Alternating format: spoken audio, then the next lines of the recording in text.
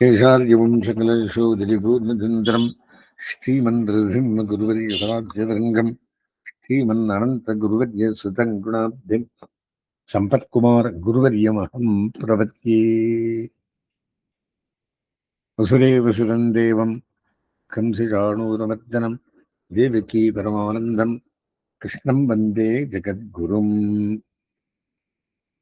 ಗೀತಾ ಸುಗೀತಾ ಕರ್ತವ್ಯ ಕಿಮನ್ಯೈ ಶಾಸ್ತ್ರವಿಸ್ತರೈಃ ಯಾ ಸ್ವಯಂ ಪದ್ಮನಾಭಸ್ಯ ಮುಖಪದ್ಮಾದ್ವಿನಿಸೃತಾ. ಇಂದು ಹೇಳತಕ್ಕಂಥ ವಿಷಯ 9ನೇ ಅಧ್ಯಾಯ.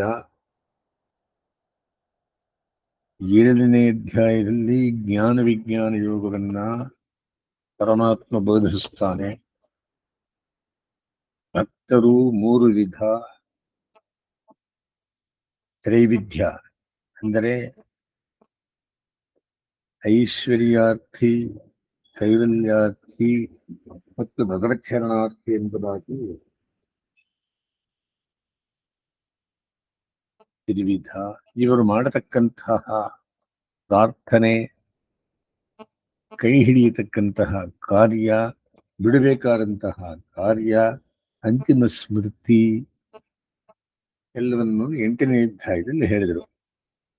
ಈಗ ಈ ಅಧ್ಯಾಯದಲ್ಲಿ ಭಗವಂತನ ಸ್ವರೂಪ, ಮಾಹಾತ್ಮ್ಯ, ಭಕ್ತಿ ಮಾಡುವ ಬಗೆ, ಅಂದರೆ ಭಕ್ತಿಯ ವಿಶೇಷಗಳು, ಅದರಲ್ಲಿ ಜ್ಞಾನಿಯ ವಿಶೇಷ, ಈ 4 ವಿಷಯಗಳನ್ನು ಹೇಳಿ 14 ಪ್ರಶ್ನೆ ಮಾಡ್ತಾನೆ ಅರ್ಜುನ. ನೀವು ನಮಗೆ ತಿಳಿಸಿದ್ರಿ ಭಗವಂತನಲ್ಲಿ ಕೇಳತಕ್ಕಂಥವರು ತ್ರಿವಿಧ ಅಂತ. ಮೊದಲನೇದಾಗಿ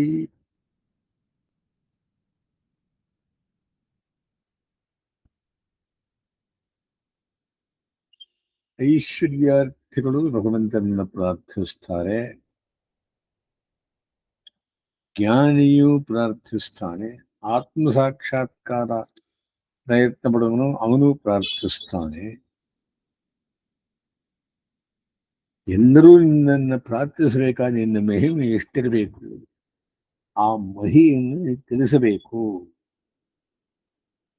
ಜ್ಞಾನಿಗಳಲ್ಲಿ ಸರ್ವಶ್ರೇಷ್ಠ,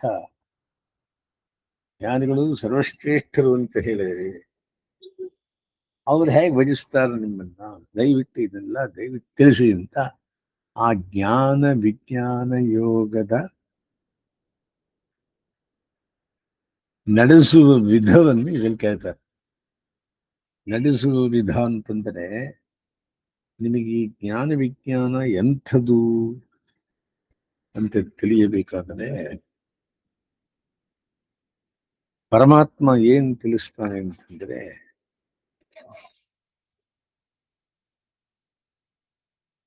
ನೀನು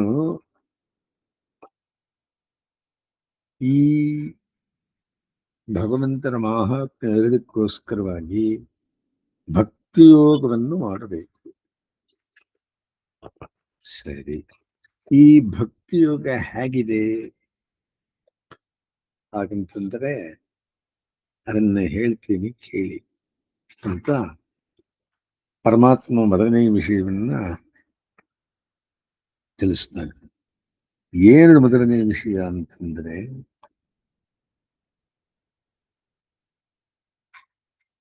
ಈ ವಿಜ್ಞಾನ ಸಹಿತವಾದ ಜ್ಞಾನವನ್ನು ಪಡೆಯಲು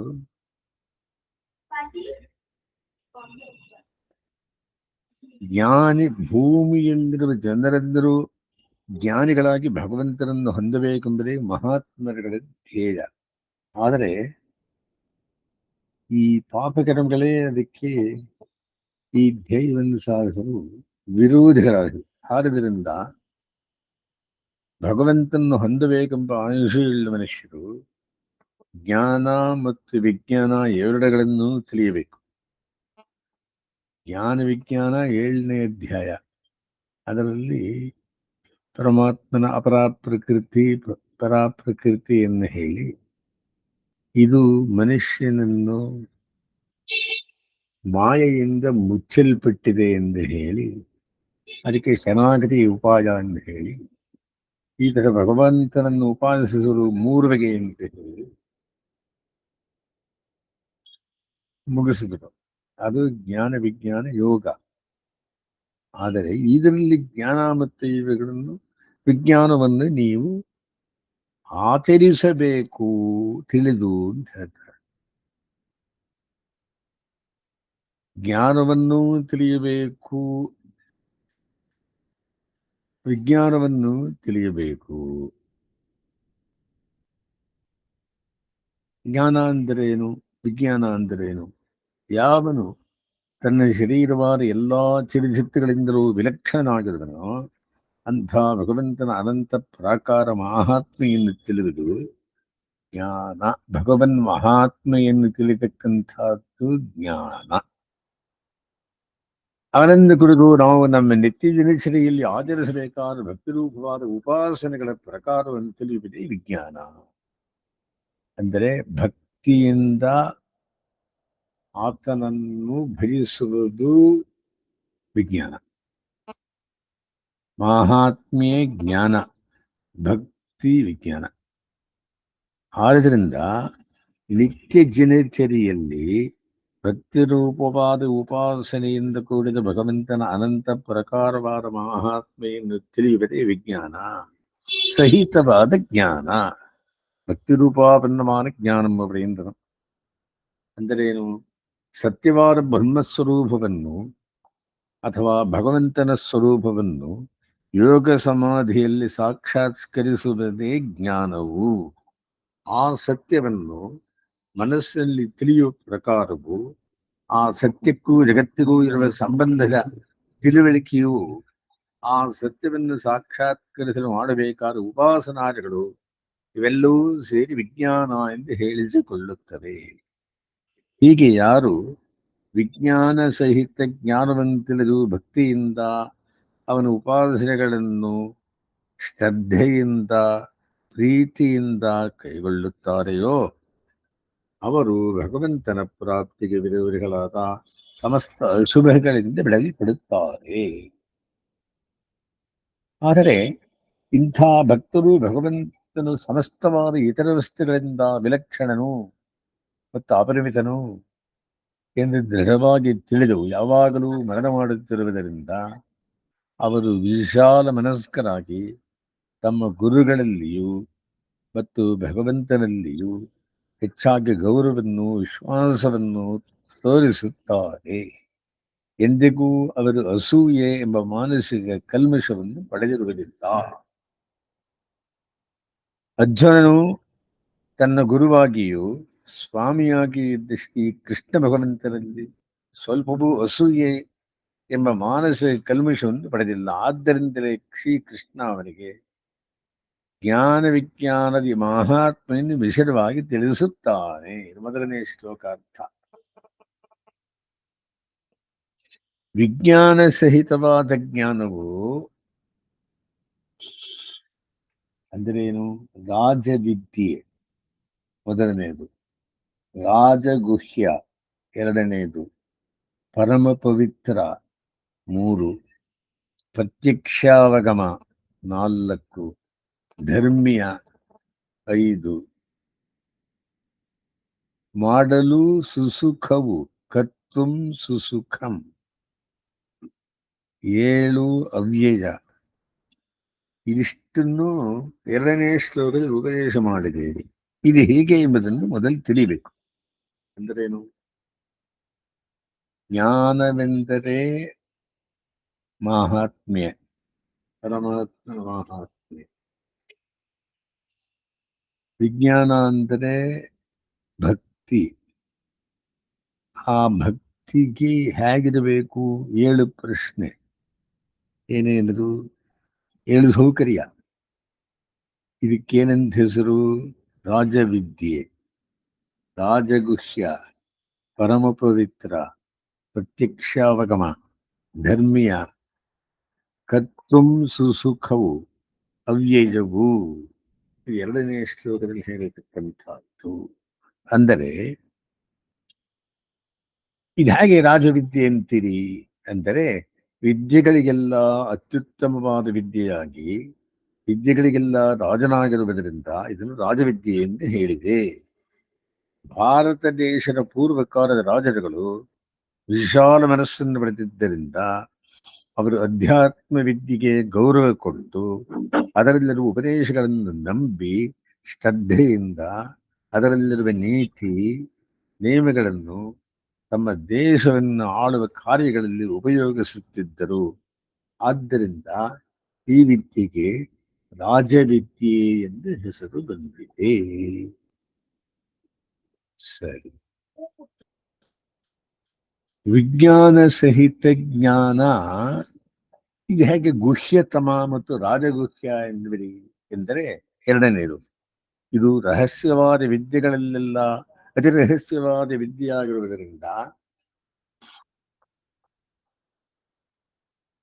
ಅಷ್ಟೇ ಅಲ್ಲ, ಮುಖ್ಯವಾದ ರಾಜಕೀಯ ವಿಚಾರಗಳನ್ನು ಅತಿ ರಹಸ್ಯವಾಗಿ ಇಟ್ಟುಕೊಳ್ಳುವುದರಲ್ಲಿ ಮಹಾರಾಜರುಗಳು ಚತುರರಾದರಿಂದ ಈ ವಿದ್ಯೆ ರಾಜಗುಹ್ಯಂ ಎಂದು ಕರೆದಿದೆ.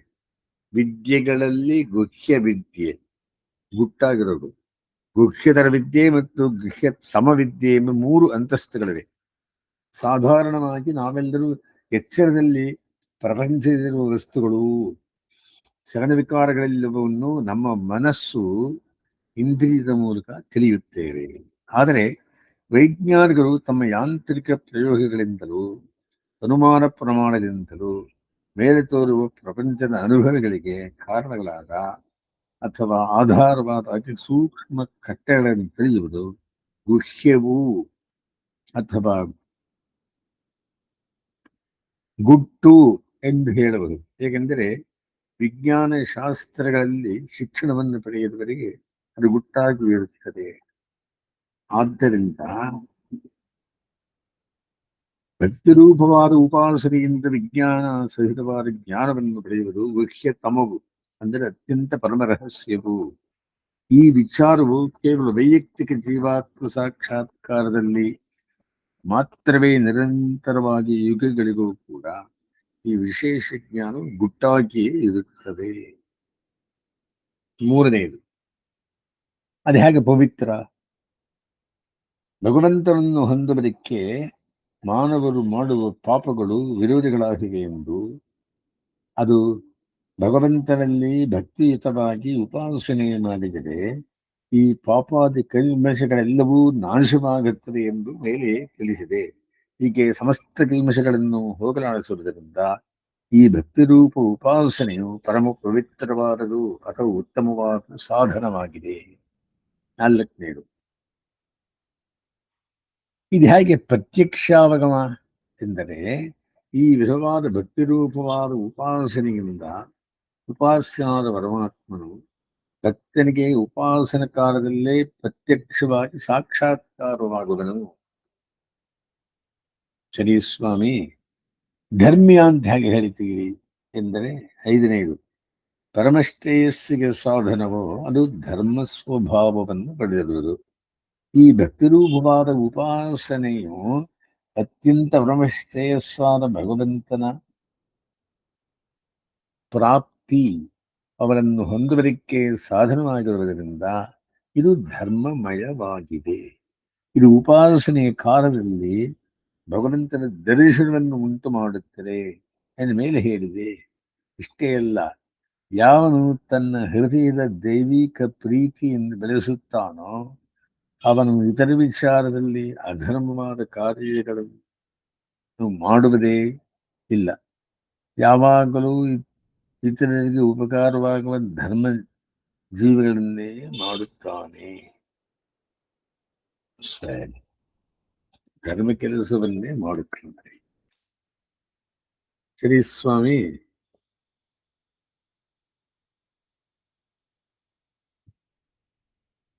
ಇದು ಹೇಗೆ ಸುಖ ತರುತ್ತೆ ಅಂದರೆ, ವಿಜ್ಞಾನ ಸಹಿತ ಜ್ಞಾನವನ್ನು ಪಡೆಯಲು ಭಗವಂತನ ಉಪಾಸನೆಯಿಂದ ಮಾಡುವಾಗ ಉಪಾಸಕನಲ್ಲಿ ಪರಮಾತ್ಮನ ಪ್ರೀತಿಯು ತುಂಬಿದೆ ಮತ್ತು ಯಾರನ್ನು ಉಪಾಸನೆ ಮಾಡುತ್ತಾನೆಯೋ ಆ ಭಗವಂತನು ಆನಂದ ಸ್ವರೂಪನು. ಆದ್ದರಿಂದ ಈ ಜ್ಞಾನವನ್ನು ಹೊಂದುವ ಉಪಾಯವು ಸುಖರೂಪವಾಗಿ ಇದೆ. ಜ್ಞಾನಾನಂದಮಯಂ ದೇವಂ, ಆನಂದರೂಪಿ, ಸುಖರೂಪಿ, ಜ್ಞಾನರೂಪಿ. ಒಬ್ಬ ಅಧಿಕಾರಿಗೆ ರತ್ನಗಳನ್ನು ಪರೀಕ್ಷೆ ಮಾಡುವಾಗ ಕೆಲಸವಿದ್ದರೆ ಅವನ ರತ್ನಗಳನ್ನು ವಿಂಗಡಿಸುವ ಕಾರ್ಯದಲ್ಲಿ ಸಂತೋಷವಾಗುತ್ತದೆ ವಿನಃ ಜಿಗುಪ್ಸೆಯಾಗುವುದಿಲ್ಲ. ಏಕೆಂದರೆ ರತ್ನಗಳನ್ನು, ಅವುಗಳ ವಿವಿಧ ಕಾಂತಿಗಳನ್ನು ನೋಡುತ್ತಿರುವುದರಿಂದಲೇ ಆನಂದವಾಗುತ್ತದೆ. ಹಾಗೆ ನಾವು ನಮ್ಮ ಹೃದಯದಲ್ಲಿ ಪರಮಾತ್ಮನ ಮೇಲೆ ನಿಜವಾಗಿ ಪ್ರೀತಿಯನ್ನು ಹೊಂದಿದವರಾಗಿ ಭಗವಂತನ ಸ್ತೋತ್ರ, ಮನನ, ಕೀರ್ತನ, ಧ್ಯಾನಾದಿಗಳನ್ನು 5-6 ತಿಂಗಳಲ್ಲಿ ಬಿಡದೆ ಮಾಡಿದರೆ ಆಮೇಲೆ ನಮಗೆ ಭಗವಂತನ ಉಪಾಸನು ಬಹಳ ಸುಲಭವಾಗಿಯೂ ಸಂತೋಷವಾಗಿಯೂ ಇರುತ್ತದೆ. ಸರಿ ಸ್ವಾಮಿ. ಅವ್ಯಯ ಹೇಗೆ? 2ನೇ ಶ್ಲೋಕದಲ್ಲಿ ಹೇಳ್ತಾನೆ, ಅವ್ಯಯ ಸುಸುಖಂ ಕರ್ತುಂ ಅವ್ಯಯಂ. ಕರ್ಮಯೋಗ, ಜ್ಞಾನಯೋಗಗಳಲ್ಲಿ ಸಾಧನದ ಸ್ವರೂಪವೇ ಬೇರೆ, ಫಲದ ಸ್ವರೂಪವೇ ಬೇರೆ. ಆದರೆ ಭಕ್ತಿರೂಪವಾದ ಉಪಾಸನೆಯಲ್ಲಿ ಉಪಾಸನಾ ಕಾಲದಲ್ಲೂ ಭಕ್ತಿ ಇದೆ, ಅದರ ಫಲವೂ ಭಕ್ತಿಯೇ. ಕರ್ಮಯೋಗ ಜ್ಞಾನಯೋಗಗಳಲ್ಲಿ ಬ್ರಹ್ಮಜ್ಞಾನವೆಂಬ ಫಲವು ದೊರೆತೊಡನೆಯೇ ಸಾಧನ ಕಾಲದಲ್ಲಿ ಮಾಡಿದ ಅಭ್ಯಾಸಗಳೆಲ್ಲವೂ ಮಾಯವಾಗುವು. ಆದರೆ ವಿಜ್ಞಾನದ ಸಹಿತ ಜ್ಞಾನವನ್ನು ಪಡೆಯುವ ಪ್ರಯತ್ನದಲ್ಲಾದರೂ ಭಗವಂತನ ಸಾಕ್ಷಾತ್ಕಾರವಾದ ಮೇಲೆಯೂ ಕೂಡ ಭಕ್ತನು ಪ್ರೀತಿಯಿಂದ, ಸಂತೋಷದಿಂದ, ಉತ್ಸಾಹದಿಂದ ಭಗವಂತನಲ್ಲಿ ಇನ್ನೂ ಅಧಿಕವಾಗಿ ಉಪಾಸನೆಯನ್ನು, ಕೈಂಕರ್ಯವನ್ನು ಮಾಡುತ್ತಾನೆ. ಆದ್ದರಿಂದ ಸಾಧನ ಕಾಲದಲ್ಲಿ ಮಾಡುತ್ತಿದ್ದ ಭಕ್ತಿಯೇ ಫಲದಿಶೆಯಲ್ಲೂ ವೃದ್ಧಿಯಾಗಿ ನಿಲ್ಲುತ್ತದೆ. ಅದು ನಾಶರಹಿತವಾದುದು, ಕ್ಷಯವನ್ನು ಹೊಂದುವುದಿಲ್ಲ. ಆದ್ದರಿಂದ ಅದು ಅವ್ಯಯ. ಇಂತಹ ರೂಪವನ್ನು ಹೊಂದಿರುವುದರಿಂದಲೇ ಇದು ಅವ್ಯಯ. ಇಂತಹ ಉಪಾಸನೆಯನ್ನು ಮಾಡುವುದರಲ್ಲಿ ಭಗವಂತ ಅತ್ಯಂತ ಪ್ರೀತಿಯನ್ನು ಹೊಂದಿದವನಾಗಿ ಅವನಿಗೆ ತನ್ನ ಸಾನ್ನಿಧ್ಯವನ್ನು ಕೊಟ್ಟು ಅದರ ಮೇಲೆಯೂ ಉಪಕಾರವನ್ನು ಮಾಡುತ್ತಲೇ ಇರುವನು.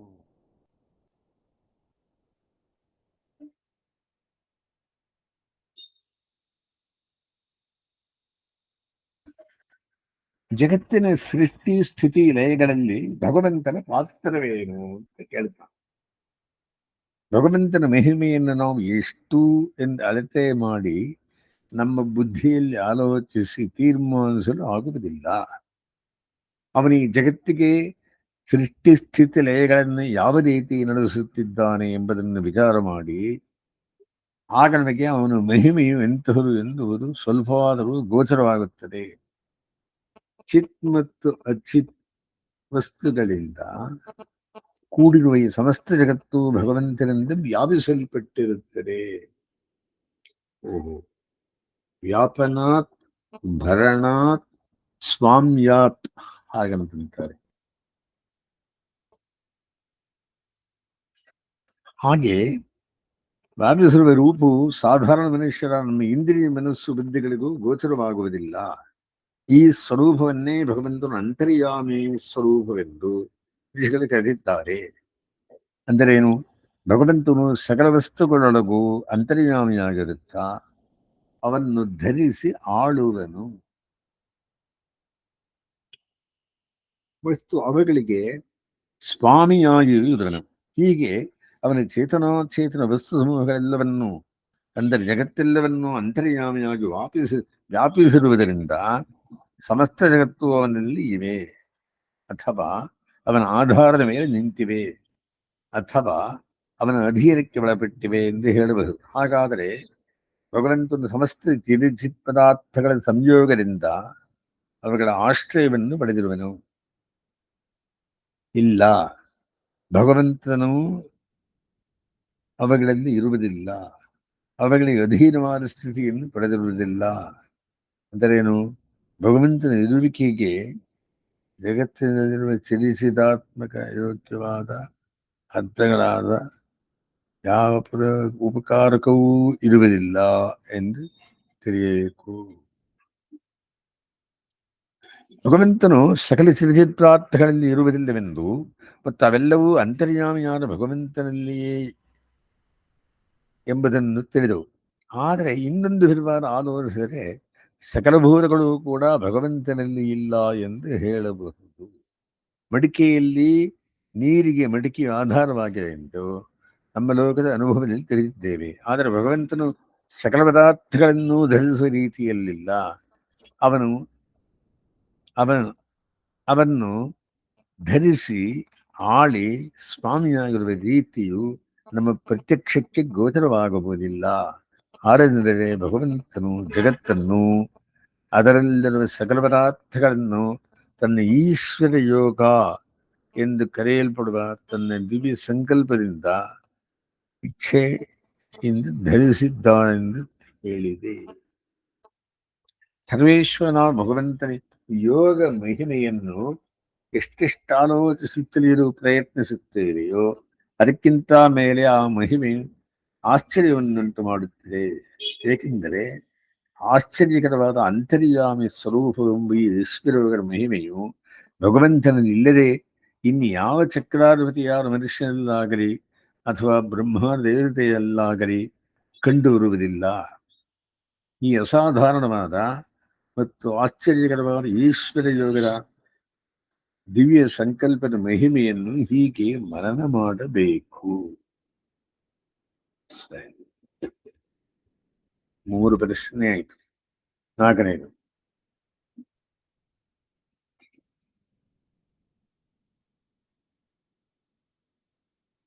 ಈ ಲೋಕದಲ್ಲಿರುವ ಸಮಸ್ತ ಪದಾರ್ಥಗಳು ನಿನ್ನ ಸಂಕಲ್ಪಕ್ಕನುಸಾರ ಇವೆ ಮತ್ತು ಪ್ರವರ್ತಿಸುತ್ತವೆ ಎಂದು ಏನು ಹೇಳಿದ್ದನ್ನು ನಾನು ತಿಳಿಯುವುದು ಹೇಗೆ?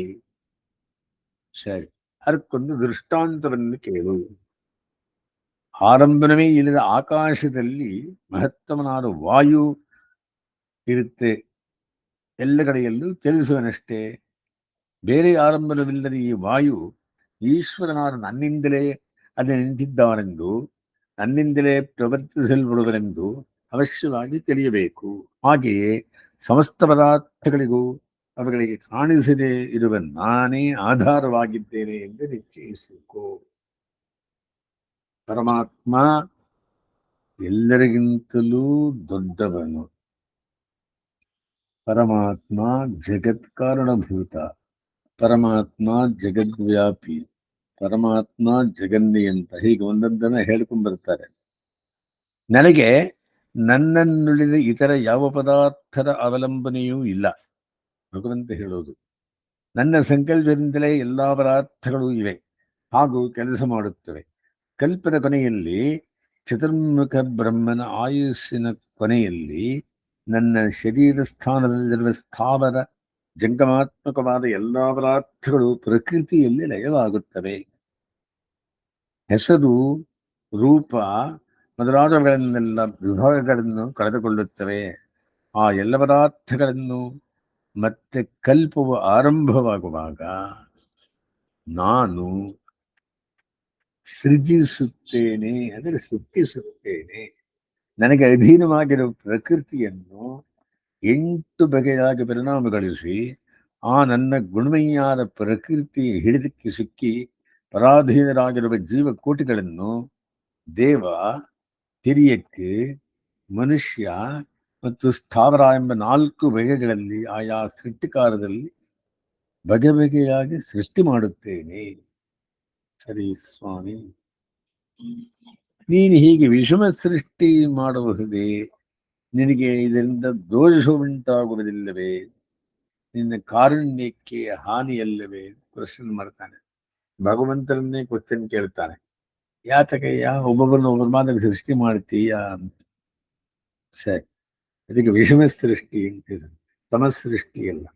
ಹೀಗೆ ಮಾಡುವ ವಿಷಮ ಸೃಷ್ಟಿಯಾದ ಕರ್ಮಗಳು ನನ್ನನ್ನು ಬಂಧಿಸುವುದಿಲ್ಲ. ಧನಂಜಯ, ನನ್ನಲ್ಲಿ ನಿರ್ದಯತೆಯ ಅಪಾದನೆಯನ್ನು ಮಾಡುವುದಕ್ಕಾಗುವುದಿಲ್ಲ. ಜೀವರುಗಳು ಮಾಡಿದ ಪ್ರಾಚೀನ ಕರ್ಮಗಳೇ ದೇವಾದಿ ವಿಷಮ ಸೃಷ್ಟಿಗೆ ಕಾರಣಗಳು. ಆ ಕರ್ಮಗಳ ಬಗೆಗೆ ನಾನು ಸಂಬಂಧವಿಲ್ಲದವನಾಗಿ ಉದಾಸೀನನಾಗಿ ಇದ್ದೇನೆ ಎಂದು ತಿಳಿ. ಅವರವರ ಕರ್ಮ ಅವರು ಅನುಭವಿಸ್ತಾರೆ, ನಾನು ಸುಮ್ಮನಿರ್ತೀನಿ ಅಂತಾನೆ. ಇವ್ರು ಕೃಷ್ಣ ಇನ್ನೊಂದು ದೊಡ್ಡ ಪ್ರಶ್ನೆ ಕೇಳ್ತಾನೆ. ಈ ವಿಷಮ ಸೃಷ್ಟಿಗೆ ಕರ್ಮವೇ ಕಾರಣವಾಗುವುದಾದರೆ ಆ ಕರ್ಮಗಳಿಗೆ ಅನುಸಾರವಾಗಿ ಪ್ರಕೃತಿಯೇ ಪರಿಣಾಮ ಹೊಂದಲಿ, ಅದಕ್ಕೆ ನಿನ್ನಪೇಕ್ಷೆ ನೀನು ಯಾತಿಕ್ಕಿದೀಯಾ? ಅಪ್ಪ ಕೌಂತೆಯ, ಪ್ರಕೃತಿಯು ಸ್ವತಂತ್ರವಾಗಿ ಕಾರ್ಯ ಮಾಡಲಾರದು. ನನಗೆ ಸೇರಿ ನನಗೆ ಅಧೀನವಾಗಿರುವ ಪ್ರಕೃತಿಯು ಸತ್ಯಸಂಕಲ್ಪನು ಕರ್ಮಾಧ್ಯಕ್ಷನು ಆದ ನನ್ನ ಸಂಕಲ್ಪಕ್ಕನುಸಾರವಾಗಿ ಸ್ಥಾವರ ಜಂಗಮಾತ್ಮಕವಾದ ಈ ಜಗತ್ತನ್ನು ಸೃಷ್ಟಿಸುತ್ತದೆ. ನಾನಾದರೂ ಜೀವನಗಳ ಕರ್ಮಕ್ಕನುಗುಣವಾದ ಸಂಕಲ್ಪವನ್ನು ಮಾಡುವ ಕಾರಣದಿಂದ ಈ ಜಗತ್ತು ಬದಲಾಗುತ್ತಿರುತ್ತದೆ. ನನ್ನ ಈ ಪ್ರಭುತ್ವವನ್ನು, ಸತ್ಯ ಸಂಕಲ್ಪತ್ವವನ್ನು, ನಿರ್ದಯತೆ ಇಲ್ಲದಿರುವುದನ್ನು ತಿಳಿ. ಹೊಸದೇ ವಚನೆಯನಾಗಿ ಈಗ ಅವತರಿಸಿರುವಾಗಲೂ ಈ ಈಶ್ವರತ್ವ ನನ್ನಲ್ಲಿದೆ ಎಂದು ತಿಳಿ. ನನ್ನಲ್ಲಿ ನಾನು ಎಲ್ಲರಿಗೂ ಪರಾತ್ಪರನಾಗಿರತಕ್ಕಂಥವನು. ಈ ಅವತಾರದಲ್ಲಿಯೂ ಸಹ ನಾ ಪರಾತ್ಪರನಾಗಿದ್ದೇನೆ. ಅರ್ಜುನ ಪ್ರಶ್ನೆ ಕೇಳ್ತಾನೆ, ನಿನ್ನ ಮಹತ್ವವಿದ್ದಾಗ್ಯೂ ಅದನ್ನೇಕೆ ಎಲ್ಲರೂ ಅರಿಯರು? ಯಾಕೆ ಎಲ್ಲರೂ ಗೊತ್ತಾಗೋದಿಲ್ಲಪ್ಪ? ತಮ್ಮ ಪಾಪ ಕರ್ಮಗಳು ಕಾರಣ ಮೂಢರಾಗಿರುವ ಲೋಕದ ಜನ ಮನುಷ್ಯ ಶರೀರವನ್ನು ಹೊಂದಿರುವ ನನ್ನನ್ನು ಪ್ರಾಕೃತರಾದ ಮನುಷ್ಯರಿಗೆ ಸಮವೆಂತಲೂ ಉದಾಸೀನ ಮಾಡುವುದು. ಕೃಷ್ಣ ಗೊಲ್ಲ ಹುಟ್ಟಿದಂತೆ ವ್ಯಾಸಕ್ರಿಯೆ ಮಾಡಿದನಂತೆ, ಇದು ವಂಶ ಮಾಡಿ ದ್ವಾರಕೆ ಸ್ಥಾಪಿಸಿದಂತೆ ಹೋಗ್ಬಿಟ್ಟ ಅಂತಾರೆ. ಅಂದರೆ ಅವರಲ್ಲಿ ಭಗವತ್ ಎಂದು ತಿಳಿಯರು. ಯಾರು? ಪಾಪಕರ್ಮಗಳ ಕಾರಣ ಅಪಾರವಾದ ಕಾರುಣ್ಯಾದ ಗುಣಗಳಿಗೆ ಆಕರನಾಗಿ ಲೋಕಕ್ಕೆಲ್ಲ ಮಹೇಶ್ವರನಾಗಿರುವ ನನ್ನ ಸರ್ವೋತ್ಕೃಷ್ಟ ಭಾವವನ್ನು ಅವರು ಅರಿಯರು. ವಿಮೂಢಾಹ ನಾನು ಪಶ್ಯಂತಿ ಜ್ಞಾನಚಕ್ಷುಷಃ ಅಂತಾನೆ. ನಾನು ಲೋಕದಲ್ಲಿ ಮನುಷ್ಯತ್ವವನ್ನು ತೋರುತ್ತಿರುವುದು ನನ್ನ ಸೌಶೀಲ್ಯ ವಾತ್ಸಲ್ಯಗಳ ಕಾರಣದಿಂದ ಎಂದು ತಿಳಿಯರು. ನನ್ನ ಕಾರುಣ್ಯತ್ವಾದಿಗಳನ್ನು ಮರೆಸುವ ತಾಮಸ ಪ್ರಕೃತಿಯನ್ನು, ರಾಜಸ ಪ್ರಕೃತಿಯನ್ನು ಆಶ್ರಯಿಸಿದವರಾಗಿ ಅದರ ಕಾರಣ ಮೋಹಕ್ಕೊಳಗಾಗದವರಾಗಿ ವ್ಯರ್ಥವಾದ ಆಶೆಯುಳ್ಳವರು, ವ್ಯರ್ಥವಾದ ಕರ್ಮವನ್ನು ಆರಂಭಿಸುವುದರು, ಪ್ರತಿಯೊಂದರಲ್ಲಿಯೂ ವಿಪರೀತ ಜ್ಞಾನ ಹೊಂದಿದ ಕಾರಣ ನಿಷ್ಫಲವಾದ ಜ್ಞಾನವುಳ್ಳವರು, ಮತ್ತು ಯಥಾರ್ಥ ಜ್ಞಾನವನ್ನು ಯಾವುದರಲ್ಲಿಯೂ ಹೊಂದದವರು ಆಗಿ ಸರ್ವೇಶ್ವರನ ನನ್ನನ್ನು ಇತರರಿಗೆ ಸಮನೆಂದು ತಿಳಿಯುವರು. ಇವರು ಒಬ್ಬ ಮನುಷ್ಯ ನಮ್ಮ ಹಾಗೆ ತಿಳ್ಕೊಳ್ಳುತ್ತಾರೆ. ಆದುದರಿಂದ ಅವರ ಪ್ರಯತ್ನಗಳು ವ್ಯರ್ಥವಾಗುವುದು. ಅಂದರೆ ಸ್ವಾಮಿ, ಈ ಲೋಕದ ಜನರು ನಿನ್ನನ್ನು ತಿಳಿಯದಾದ ಮೇಲೆ ನಿನ್ನ ಅವತಾರ ನಿಷ್ಫಲವೇ ತಾನೆ? ಅವರವ್ರ ಕರ್ಮ ಅವ್ರು ಮಾಡ್ತಾರೆ ಅಂದ್ರೆ ನಿಂದು ಬರೀ ನಿಷ್ಫಲ ನೀನು ಯಾಕಿದ್ದೀಯಾ ಅಂತ ಪ್ರಶ್ನೆ ಕೇಳ್ತಾನೆ ಭಗವಂತನ ಕೃಷ್ಣ ಅರ್ಜುನ. ಹಾಗಲ್ಲ ಅರ್ಜುನ, ತಾವು ಮಾಡಿದ ಪುಣ್ಯದ ಕಾರಣ ನನ್ನಲ್ಲಿ ಶರಣು ಹೋಗಿ ಅದರಿಂದ ಎಲ್ಲ ಪಾಪಬಂಧಗಳನ್ನು ಕಳೆದುಕೊಂಡು ಸಾತ್ವಿಕ ಪ್ರಕೃತಿಯನ್ನು ಆಶ್ರಯಿಸಿದ ಮಹಾತ್ಮರು, ಸಮಸ್ತಕ್ಕೂ ಆದಿಕಾರಣನು, ವಾಕ್ಕು ಮನಸ್ಸುಗಳಿಗೂ ಎಟಕದವನು, ಸದಾ ಏಕರೂಪನೂ ಆದ ನಾನು ಪರಮ ಕಾರಣನಾದ ಕಾರಣ ಸಾಧು ಸಂರಕ್ಷಣೆಗಾಗಿ ಮನುಷ್ಯ ರೂಪದಿಂದ ಅವತರಿಸಿರುವುದನ್ನು ತಿಳಿದು ನನ್ನನ್ನು ಭಜಿಸುತ್ತಾರೆ.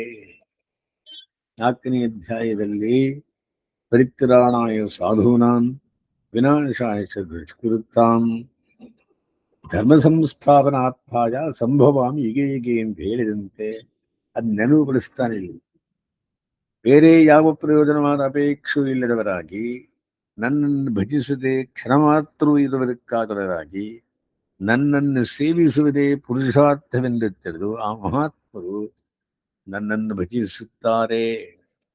ಅವರ ನನ್ನನ್ನು ಹೇಗೆ ಬೆಳೆಸುವುದರಿಂದನ್ನು ಹೇಳುತ್ತೇನೆ ಕೇಳು.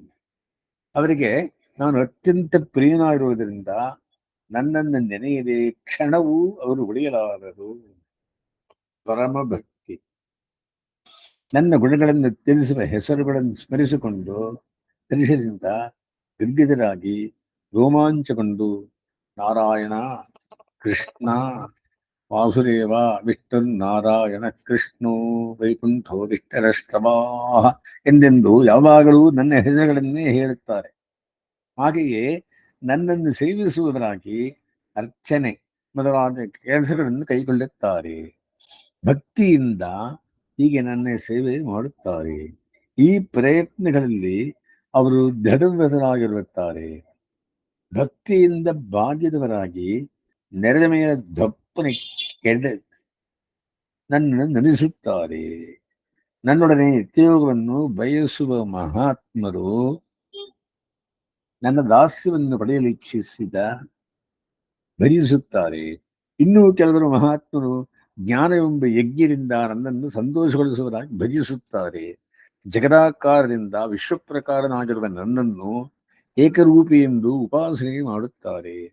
ಸೂಕ್ಷ್ಮ ದಿಶೆಯಲ್ಲಿರುವ ಚೇತನಗಳಿಗೆ ಆತ್ಮನಾಗಿ ಕಾರಣರೂಪಿಯಾದ ನಾನೇ ಸೃಷ್ಟಿ ಸಮಯದಲ್ಲಿ ಅನೇಕವಾಗಿ ಆಗುವೆ ಎಂದು ಸಂಕಲ್ಪಿಸಿ ಸ್ಥೂಲವಾದ ಚೇತನಗಳನ್ನು ಉಂಟು ಮಾಡಿ ವಿಚಿತ್ರವೂ ವಿವಿಧವೂ ಆದ ಜಗತ್ತನ್ನು ಸೃಜಿಸಿ ಅದಕ್ಕೆಲ್ಲ ಅದ್ವಿತೀಯನಾದ ಅಂತರ್ಯಾಮಿಯಾದವರೆಂದು ಅನುಸಂಧಾನ ಮಾಡಿ ಉಪಾಸನೆ ಮಾಡುವರು. ಆಹಾ, ಪರಮಾತ್ಮ ಸೃಷ್ಟಿಕರ್ತ, ಪರಮಾತ್ಮ ಲಯಕರ್ತ, ಪರಮಾತ್ಮ ಸ್ಥಿತಿಕರ್ತ ಎಂದು ನನ್ನನ್ನು ಯಾವಾಗಲೂ ಚಿಂತಿಸುವರು. ಅರ್ಜುನ, ನಾನೇ ವಿಶ್ವ ಶರೀರಿ. ಈ ವಿಶ್ವದಲ್ಲಿ ಪ್ರತಿಯೊಂದಕ್ಕೂ ನಾನೇ ಆತ್ಮನಾಗಿ ಇವುಗಳನ್ನು ಶರೀರವನ್ನಾಗಿ ಹೊಂದಿದ್ದೇನೆ. ಜ್ಯೋತಿಷ್ಠೋಮಾದಿ ಕ್ರತುವು ನಾನೇ, ಮಹಾಯಜ್ಞವೂ ನಾನೇ, ಪಿತೃಗಣಕ್ಕೆ ಪುಷ್ಟಿ ಕೊಡುವ ಸ್ವಧಾ ನಾನೇ, ಹವಿಸ್ಸು ನಾನೇ, ಮಂತ್ರ, ಆಜ್ಯ, ಸೋಮ ಮೊದಲಾದ ಹವಿಸ್ಸು, ಆಹವನಿಯಾದ ಅಗ್ನಿ, ಹೋಮವೂ ನಾನೇ.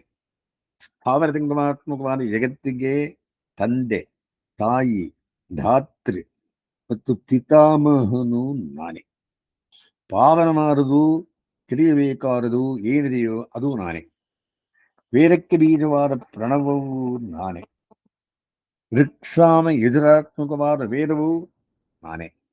ಅರ್ಜುನ, ಪ್ರಾಪ್ಯ ಸ್ಥಾನವೂ ನಾನೇ, ಮೋಕ್ಷ ಸ್ಥಾನ.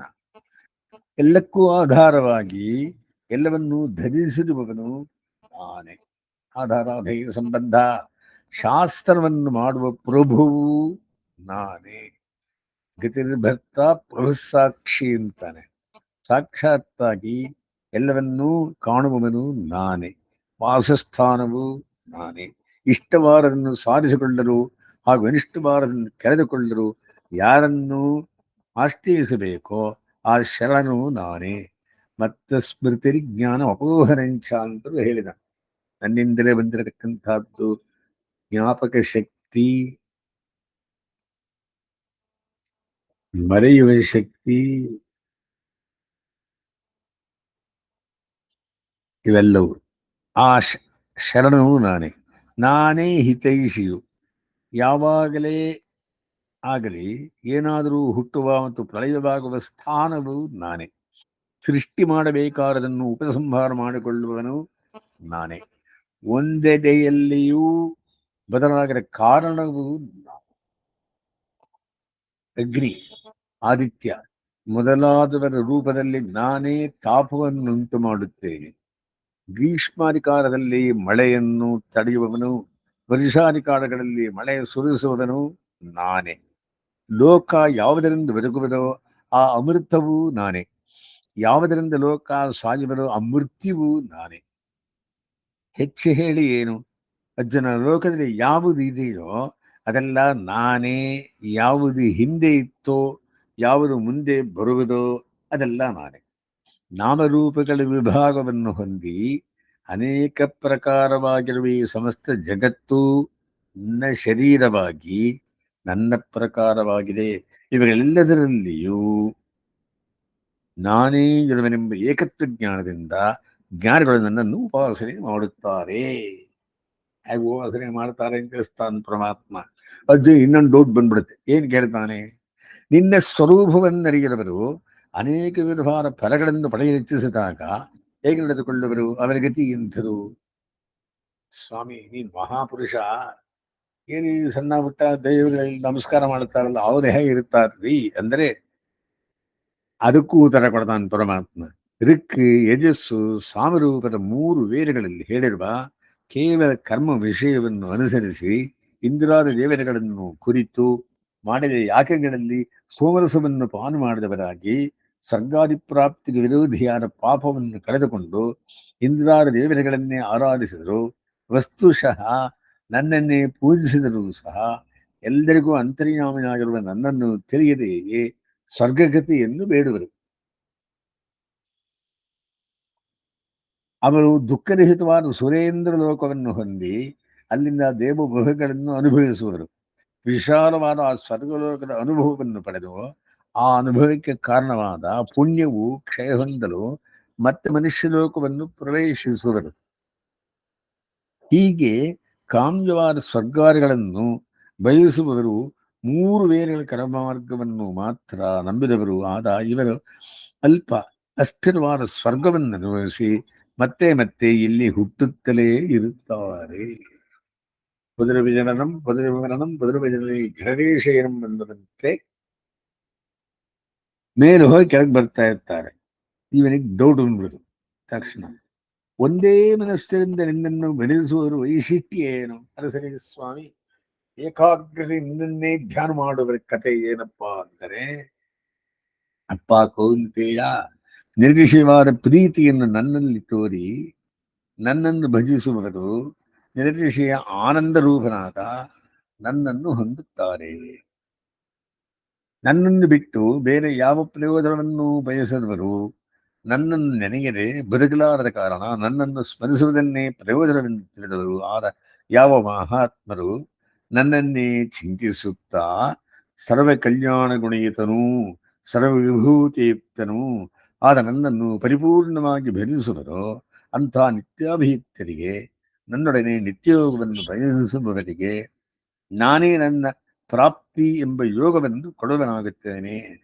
ಅಲ್ಲದೆ ನನ್ನ ಪ್ರಾಪ್ತಿ ಶಾಶ್ವತವಾಗಿರುವಂತೆ ಮತ್ತೆ ಅವರ ಸಂಸಾರಕ್ಕೆ ಹಿಂತಿರುಗದಂತೆ ಕ್ಷೇಮವನ್ನು ನೋಡಿಕೊಳ್ಳುತ್ತೇನೆ. ನಾನೇ ಮೋಕ್ಷಪ್ರದ ಅಂದರೇನು? ಪುನರಪಿ ಹುಟ್ಟದಂತೆ ಮಾಡತಕ್ಕಂಥವನು. ಇವನಿಗೆ ಡೌಟ್ ಬರುತ್ತೆ. ದೇವ, ಇಂದ್ರ ದೇವರುಗಳು ನಿನ್ನ ಶರೀರವೇ ತಾನೇ, ಅವರನ್ನು ಭಜಿಸಿದರು ವಾಸ್ತವ ನಿನ್ನನ್ನೇ ಭಜಿಸಿದಂತಲ್ಲವೇ? ವಸ್ತುತಃ ತ್ರೈವಿದ್ಯರು ನಿನ್ನನ್ನೇ ಭಜಿಸುವರೆಂಬುದನ್ನು ನೀವು ತಿಳಿದರೂ ಕೇವಲ ಕರ್ಮ ಮಾಡುವವರಿಗೆ ಇಂಥ ಮೋಕ್ಷವನ್ನು ನೀನು ಏಕೆ ಕೊಡುವುದಿಲ್ಲ? ಅಂದರೆ ಈ ಡೆಮಿ ಗಾಡ್ಸ್ ಅಂತ ಏನಂತೀರಿ, ಅವರನ್ನು ಪೂಜೆ ಮಾಡೋದ್ರಲ್ಲಿ ನೀನ್ ಯಾಕೆ ಮೋಕ್ಷ ಕೊಡಲ್ಲ ಅಂತ ಪ್ರಶ್ನೆ ಮಾಡ್ತಾರೆ.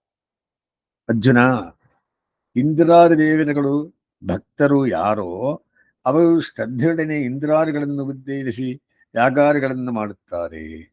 ನನ್ನನ್ನು ನುಡಿದ ಎಲ್ಲವೂ ನನಗೆ ಶರೀರವೇ ಆಗಿರುವುದರಿಂದ ಅವರು ವಾಸ್ತವವಾಗಿ ನನ್ನನ್ನೇ ಭಜಿಸುತ್ತಾರೆ. ಆದರೆ ವಿಧಿಪೂರ್ವಕವಾಗಿ ಅವರು ನನ್ನನ್ನು ಸೇವಿಸುವುದಿಲ್ಲ. ಆಯಾ ಇಂದ್ರಾದಿ ದೇವತೆಗಳನ್ನು ಆರಾಧಿಸುವುದರಿಂದ ಆ ದೇವತೆಗಳ ಮುಖಾಂತರ ಅವರಿಗೆಲ್ಲ ಆತ್ಮನಾಗಿರುವ ನನ್ನನ್ನು ಆರಾಧಿಸುವೆವೆಂಬ ಅರಿವಿನಿಂದ ಅವರು ಆಯಾ ದೇವತೆಗಳನ್ನು ಪೂಜಿಸುವುದಿಲ್ಲ. ಆದ್ದರಿಂದ ಅವರ ಆರಾಧನೆ ವಿಧಿಪೂರ್ವವಾದದಲ್ಲ. ಇಂದ್ರಾದಿ ಶರೀರವನ್ನು ಹೊಂದಿರುವ ಪರಮಪುರುಷನ ಆರಾಧನೆ ಈ ಕರ್ಮಗಳು ಎಂದು, ಆರಾಧ್ಯನು ಅಥವನು ಆ ಪರಮಪುರುಷನೇ ಎಂದು ಅವರು ಅರಿಯರು. ಎಲ್ಲಾ ಯಜ್ಞಗಳ ಭೋಕ್ತೃವು ಫಲಪ್ರದನು ನಾನೇ. ಅವರು ನನ್ನನ್ನು ಹೀಗೆ ತತ್ವತಃ ತಿಳಿಯರು. ಅದರಿಂದ ದೇಶತಃ ಕಾಲತಃ ಸ್ವರೂಪತಃ ಪರಿಮಿತವಾದ ಫಲವನ್ನು ಹೊಂದಿ ಅಲ್ಲಿಂದ ಜಾರುವರು. ಇನ್ನಷ್ಟು ಡೌಟ್ ಬಂದ್ಬಿಡಿದೆ ಇವರಿಗೆ. ಏನು ಪ್ರಭೋ, ಒಂದೇ ಕರ್ಮವನ್ನು ಇಬ್ಬರು ಮಾಡುವಾಗ ಒಬ್ಬನಿಗೆ ಸ್ವರ್ಗಭೋಗಾರಿಗಳಿಗೂ ಮತ್ತೊಬ್ಬನಿಗೆ ಮೋಕ್ಷವು ಉಂಟಾಗುವುದೆಂದು ಹೇಳಿಲ್ಲ, ಇದು ವಿರುದ್ಧವಲ್ಲವೇ? ಅರ್ಜುನ, ಇದು ವಿರುದ್ಧವಾದದಲ್ಲ. ಹೀಗೆ ಬೇರೆ ಬೇರೆ ಫಲ ಅವರಿಗೆ ಆಗುವುದಕ್ಕೆ ಅವರವರ ಸಂಕಲ್ಪದಲ್ಲಿ ವ್ಯತ್ಯಾಸ ಇರುವುದೇ ಕಾರಣ. ದರ್ಶ, ಪೂರ್ಣ, ಮಾಂಸ, ಮೊದಲಾದ ಕರ್ಮಗಳಿಂದ ಇಂದ್ರನನ್ನು ಆರಾಧಿಸುತ್ತೇವೆ ಎಂದು ಇಂದ್ರಾದಿ ದೇವತೆಗಳ ಯಜನವನ್ನು ಸಂಕಲ್ಪಿಸಿ ಅವುಗಳನ್ನು ಮಾಡುವುದು ಇಂದ್ರಾದಿ ದೇವತೆಗಳನ್ನು ಸೇರುತ್ತಾರೆ. ಪಿತೃಯಜ್ಞಗಳಿಂದ ಪಿತೃಗಳನ್ನು ಆರಾಧಿಸುವುದು ಎಂದು ಸಂಕಲ್ಪ ಮಾಡುವವನು ಆ ಪಿತೃಗಳನ್ನು ಸೇರುತ್ತಾರೆ. ಯಕ್ಷ, ರಾಕ್ಷಸ, ಪಿಶಾಚ ಮೊದಲಾದ ಭೂತಗಳನ್ನು ಆರಾಧಿಸುವುದನ್ನು ಸಂಕಲ್ಪ ಮಾಡುವವರು ಆ ಭೂತಗಳನ್ನೇ ಸೇರುತ್ತಾರೆ. ಆದರೆ ಅದೇ ಯಜ್ಞಗಳಿಂದ ದೇವ, ಪಿತೃ, ಭೂತಗಳಿಂದೆಲ್ಲ ಶರೀರವನ್ನಾಗಿ ಹೊಂದಿ ಅವರುಗಳಿಗೆಲ್ಲ ಆತ್ಮನಾಗಿರುವವನು ಪರಮಾತ್ಮನು ಅದು ವಾಸುದೇವ ಭಗವಂತನ ಆರಾಧಿಸುವುದು ಎಂದು ಯಾರು ನನ್ನನಿಗೆ ಆರಾಧಿಸುವರೋ ಅವರು ನನ್ನನ್ನೇ ಸೇರುತ್ತಾರೆ. ವಾಸುದೇವ ಸರ್ವಮಿತಿ ಸಮಹಾತ್ಮ ಸುದುರ್ಲಭ. ಆಯಾ ದೇವತೆಗಳನ್ನು ಪಿತೃಗಳನ್ನು ಸೇರಿದವರು ಅವರವರೊಡನೆ ಪರಿಮಿತವಾಗಿ ಭೋಗವನ್ನು ಅನುಭವಿಸಿ ಅವರು ವಿನಾಶಕಾಲದಲ್ಲಿ ಅವರೊಡನೆ ವಿನಷ್ಟರಾದವರು. ಪಿತೃಂದ್ಯಾಂತಿ ಪಿತೃಗಳನ್ನು ಪೂಜೆ ಮಾಡುವುದು ಪಿತೃಲೋಕಕ್ಕೆ ಹೋಗ್ತಾರೆ. ಆದರೆ ಸರ್ವಜ್ಞನು ಸತ್ಯಸಂಕಲ್ಪನು ಆದ ನನ್ನನ್ನು ಸೇರಿದವರು ಮತ್ತೆ ಹಿಂತಿರುಗುವುದಿಲ್ಲ. ಮದ್ಯಾಜ ಯಾಂತಿ ಮಾಮಿನೋ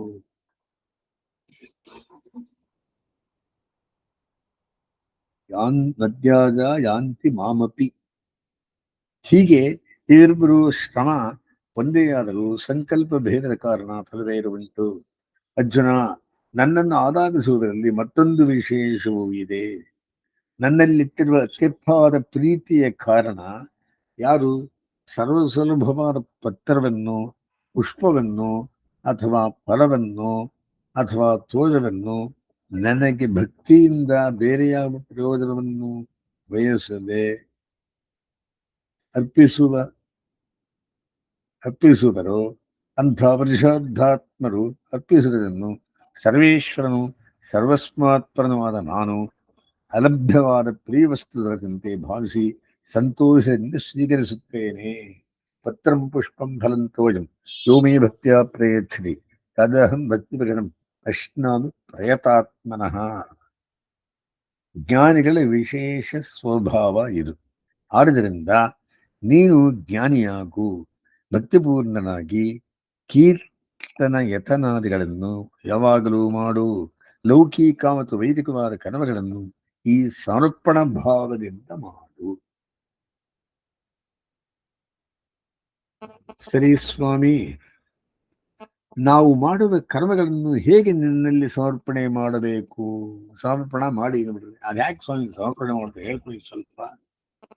ಅರ್ಜುನ, ದೇಹ ಧಾರಣೆಗಾಗಿ ಶಾಸ್ತ್ರಕ್ಕೆ ವಿರುದ್ಧವಲ್ಲವಾದ ಯಾವ ಯಾವ ಲೌಕಿಕ ಕರ್ಮಗಳನ್ನು ಮಾಡುವೆಯೋ, ದೇಹದ ರಕ್ಷಣೆಗಾಗಿ ಏನೇನು ಭುಜಿಸುವೆಯೋ, ವೈದಿಕವಾದ ಮೋಹೋಮಗಳನ್ನೇನೇನು ಮಾಡುವೆಯೋ, ಏನೇನು ದಾನ ಮಾಡುವೆಯೋ, ತಪಸ್ಸು ಮಾಡುವೆಯೋ, ನಿತ್ಯ ನೈಮಿತ್ಯಕ್ಕೆ ಕರ್ಮ ಮಾಡುವೆಯೋ, ಅವೆಲ್ಲವನ್ನೂ ನನಗೆ ಸಮರ್ಪಣ ಮಾಡು.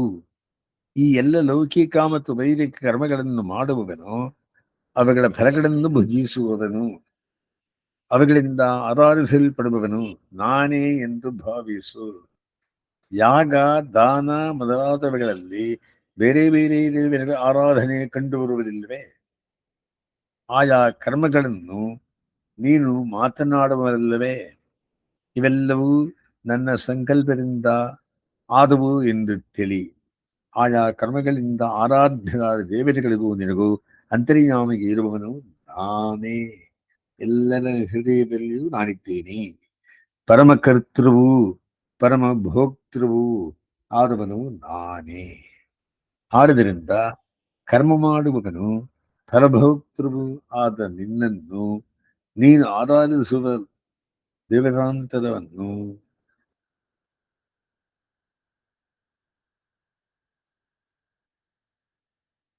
ನೀನು ಮಾಡುವ ಕ್ರಿಯಾ ಸಮೂಹವನ್ನು ಹೀಗೆಲ್ಲವನ್ನೂ ನನ್ನಲ್ಲಿ ಸಮರ್ಪಿಸು. ಯತ್ಕರೋಷಿ ಯದಶ್ನಾಸಿ ಯಜ್ಜುಹೋಸಿ ಜಲಾಸೇತ್ ತತ್ಕುರುಷು ಮದರ್ಪಣಂ ಅಂತಾನೆ. ಹೀಗೆ ಸಾತ್ವಿಕ ತ್ಯಾಗವೆಂಬಲು ಯೋಗದಿಂದ ಕೂಡಿದವನು ಭಗವಂತನಿಗೆ ನಾನು ಶೇಷನು, ಅವನೇ ನನಗೆ ನಿಯಾಮಕನು ಎಂದು ಅನುಸಂಧಾನ ಮಾಡುತ್ತಾ ಲೌಕಿಕ ಮತ್ತು ವೈದಿಕವಾದ ಕರ್ಮವನ್ನು ಮಾಡುವವನು ಶುಭಾಶುಭ ಪದರೂಪವಾದ ಅನಂತವಾದ ಪ್ರಾಚೀನ ಕರ್ಮಗಳ ಬಂಧನದಿಂದ ಬಿಡುಗಡೆ ಹೊಂದಿದವನಾಗಿ ನನ್ನನ್ನೇ ಸೇರುತ್ತಾನೆ. ಭಗವಂತನ ಸೇರಲು ಪಾಪ ಪುಣ್ಯ ಹೋಗಬೇಕು. ಆ ಪಾಪ ಪುಣ್ಯ ಹೋಗಲಿಕ್ಕೆ ಪರಮಾರ್ಥವನ್ನು ಪ್ರಾರ್ಥಿಸಬೇಕು. ಸರಿ, ಈಗ ಇನ್ನಷ್ಟು ಪ್ರಶ್ನೆ ಬಂದ್ಬಿಡುತ್ತೆ ಅರ್ಜುನಿಗೆ. ಭಗವನ್ನೇ, ನಿನ್ನ ಮಹಿಮೆ ಎಷ್ಟು ಅಪಾರವಾದುದು. ನಿನ್ನನ್ನು ಆರಾಧಿಸಲು ಸಮರ್ಪಿಸುವ ದ್ರವ್ಯದಲ್ಲಿ ಇದು ಸುಲಭ, ಇದು ದುರ್ಲಭ, ಇದು ಉತ್ಕೃಷ್ಟ, ಇದು ಅಪಕೃಷ್ಟ ಎಂದು ನೀನು ದ್ರವ್ಯ ತಾರತಮ್ಯವನ್ನು ಕಾಣುವುದಿಲ್ಲವೆಂದು ತಿಳಿದೆ. ಅಯ್ಯ ಮಹಾನುಭಾವ, ನಿನ್ನ ಪರಮ ಸೌಲಭ್ಯವನ್ನು ಇದರಿಂದ ನಾನು ತಿಳಿದುಕೊಂಡೆ. ನಾನು ಮಾಡುವ ಕರ್ಮಗಳನ್ನೆಲ್ಲ ನಿನ್ನಲ್ಲಿ ಸಮರ್ಪಣೆ ಮಾಡುವ ಬುದ್ಧಿ ವಿಶೇಷ ಮಾತ್ರದಿಂದ ಅವೆಲ್ಲ ನಿನ್ನ ಆರಾಧನೆಯಾಗುವುದೆಂದು ನಾನು ತಿಳಿದೆ. ದೇವ, ನಿನ್ನನ್ನು ಎಲ್ಲರೂ ತಾರತಮ್ಯವಿಲ್ಲದೆ ಆಶ್ರಯಿಸಲು ಸಾಧ್ಯವೇ ಎಂಬುದನ್ನು ಹೇಳು.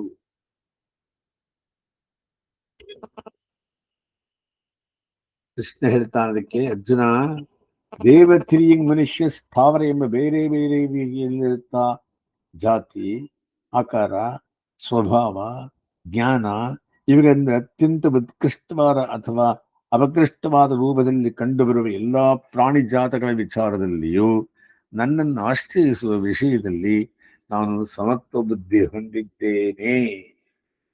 ಯಾರು ಬೇಕಾದ ಪರಮಾತ್ಮನ ಆಶ್ರಯಿಸಬಹುದು. ನನ್ನನ್ನು ಆಶ್ರಯಿಸುವ ವಿಚಾರದಲ್ಲಿ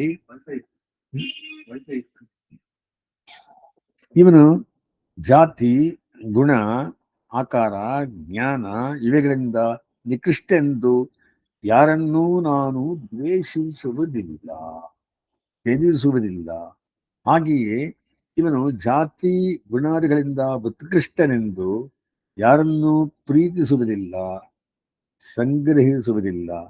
ಯಾರು ನನ್ನಲ್ಲಿ ನಿರ್ದಿಶೆಯ ಪ್ರೀತಿಯನ್ನು ತೋರಿ ನನ್ನನ್ನು ಭರಿಸುವುದೇ ತಮ್ಮ ಪರಮ ಪ್ರಯೋಜನವೆಂದು ತಿಳಿದು ಭಕ್ತಿಪೂರ್ಣರಾಗಿ ಭರಿದವರು ಅಂಥವರು ಜಾತ್ಯಾರಿಗಳಿಂದ ಉತ್ಕೃಷ್ಟರೇ ಆಗಿರದೆ ಅಪಕೃಷ್ಟರೇ ಆಗಿರದೆ ನನಗೆ ಸಮಾನವಾದ ಗುಣಗಳನ್ನು ಹೊಂದಿದವರಾಗಿ ನನ್ನಲ್ಲೇ ಇರುವರು.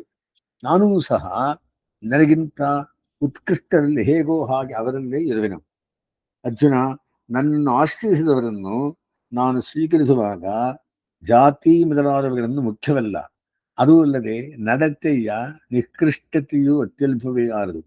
ಮೇಲೆ ಹೇಳಿದ ರೀತಿಯಲ್ಲಿ ನನ್ನನ್ನು ಭರಿಸುವುದೇ ತನಗೆ ಪ್ರಯೋಜನವೆಂದು ನಿಶ್ಚಯಿಸಿ ಯಾರಾದರೂ ದುರಾಚಾರಿಯೊಬ್ಬನು ನನ್ನನ್ನು ಭರಿಸುವುದೇ ಆದರೆ ಅವರನ್ನು ಸಾಧುವೆಂದೇ ತಿಳಿಯಬೇಕು. ಅವನನ್ನು ವೈಷ್ಣವಾಗ್ರೇಸರನೆಂದೇ ಆಧರಿಸಬೇಕು. ಏಕೆಂದರೆ ಅವನು ಈ ನಿಶ್ಚಯವು ಬಹಳ ಸಮೀಚೀನವಾದದು. ಸಮಸ್ತ ಜಗತ್ತಿಗೂ ಏಕೈಕ ಕಾರಣನು, ಚರಾಚರಗಳೆಲ್ಲಕ್ಕೂ ಒಡೆಯನು ಆದ ಶ್ರೀಮನ್ನಾರಾಯಣನೇ ನನಗೆ ಗುರು, ಮಿತ್ರ, ಪರಮಭೋಗ್ಯ, ಪರಮಗತಿ ಎಂದು ತಿಳಿಯುವ ಈ ನಿಶ್ಚಯವನ್ನು ಹೊಂದುವುದು ಈಗ ಕಷ್ಟ. ಈ ನಿಶ್ಚಯದ ನಿಶ್ಚಯದ ಕಾರಣ ಅವನ ನನ್ನನ್ನು ಭಜಿಸುತ್ತಾನೆ. ಆ ಕಾರಣ ಅವನು ಸಾಧುವೇ ಸರಿ. ಅವನನ್ನು ಅದಕ್ಕಾಗಿ ಹೆಚ್ಚಾಗಿ ಆಧರಿಸಿ ಗೌರವಿಸಬೇಕು. ಏನು ಹೊಸ ವಿಷಯ ಹೇಳ್ತಾ ಇದ್ದಾರಲ್ಲ ಅಂತ ಇನ್ನೊಂದು ಪ್ರಶ್ನೆ. ನೀನು ಹೇಳುವುದು ಬಹಳ ಆಶ್ಚರ್ಯವಾಗಿದೆಯಲ್ಲ.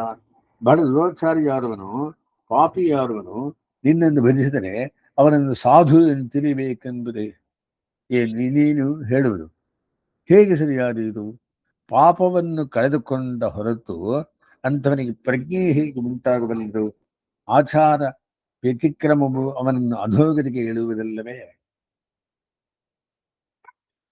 ಸರಿಯಾಗಿ ಎಕ್ಸ್ಪ್ಲೈನ್ ಮಾಡಿ ಸ್ವಾಮಿ. ಅರ್ಜುನ, ನನ್ನ ಭಜನದಿಂದ ಅವನ ಪಾಪ ದೂರವಾಗುವುದು. ಭಜನೆ ಮಾಡದೆ ಪಾಪಾಪನು ಅನ್ನೋದಕ್ಕಾಗಿ ನಾನೇ ತನಗೆ ಬಹಳ ಪ್ರಿಯನೆಂದು ತಿಳಿದು ನನ್ನ ಮೇಲಿನ ಪ್ರೀತಿಯಿಂದ ನನ್ನನ್ನು ಭರಿಸುವುದರಿಂದ ಅವನ ಪಾಪಗಳೆಲ್ಲ ಕಳೆದು ಹೋಗಿ ರಜಸ್ಸು ತಮಸ್ಸುಗಳಿಲ್ಲದಂತಾಗಿ ಸಮಸ್ತ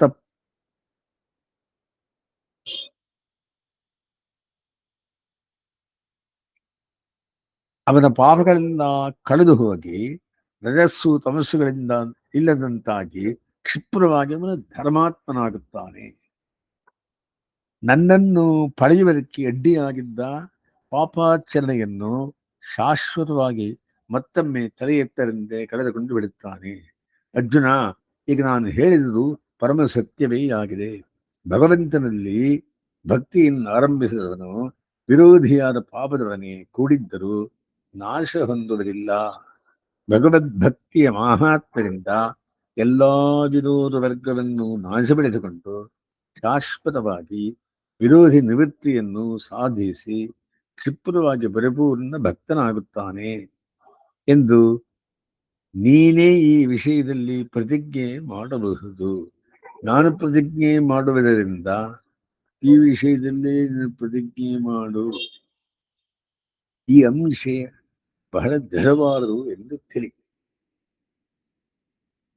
ಅರ್ಜುನ, ಆಗಂತಕ ಪಾಪವುಂಟಾದವರು ನನ್ನನ್ನು ಭಜಿಸುವುದರಿಂದ ಪರಿಪೂರ್ಣ ಭಕ್ತರಾಗುವುದರಲ್ಲಿ, ಜನ್ಮತಃ ಪಾಪ ಸಂಬಂಧವಿದ್ದವರು ನನ್ನಲ್ಲಿ ಭಕ್ತಿ ಮಾಡುವುದರಿಂದ ಉತ್ತಮ ಗತಿಯನ್ನು ಹೊಂದುತ್ತಾರೆ. ಜನ್ಮತಃ ಆಕರ್ಷಕ ಹೊಂದಿರುವ ಸ್ತ್ರೀಯರು, ವೈಶ್ಯರು, ಶೂದ್ರರು ಸಹ ನನ್ನನ್ನು ಆಶ್ರಯಿಸಿ ಸದ್ಗತಿ ಹೊಂದುವರಿಂದ ಮೇಲೆ ಬ್ರಾಹ್ಮಣರು ಹಾಗೂ ರಾಜರ್ಷಿಗಳ ವಿಷಯ ಹೇಳಲೇಬೇಕಾದ್ದೇ ಇಲ್ಲ. ಆದ್ದರಿಂದ ರಾಜರ್ಷಿಯಾದ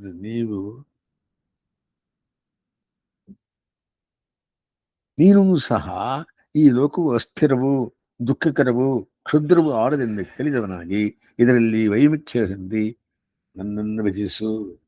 ಕೊನೆ ಪ್ರಶ್ನೆ ಕೇಳ್ತಾನೆ. ಮಧುಸೂದನ, ನಿನ್ನಲ್ಲಿ ನಾವು ಮಾಡಬೇಕಾದ ಭಕ್ತಿಯ ಸ್ವರೂಪವನ್ನು ಈಗ ತಿಳಿಸಿಕೊಡು. ಮನ್ಮನಾಭೋ ಮದ್ಭಕ್ತೋ ಮಧ್ಯಾದಿ ಮಾಂ ನಮಸ್ಕುರು ಮಾಮೇವೇಶ್ಯ ಸಂಶಯ.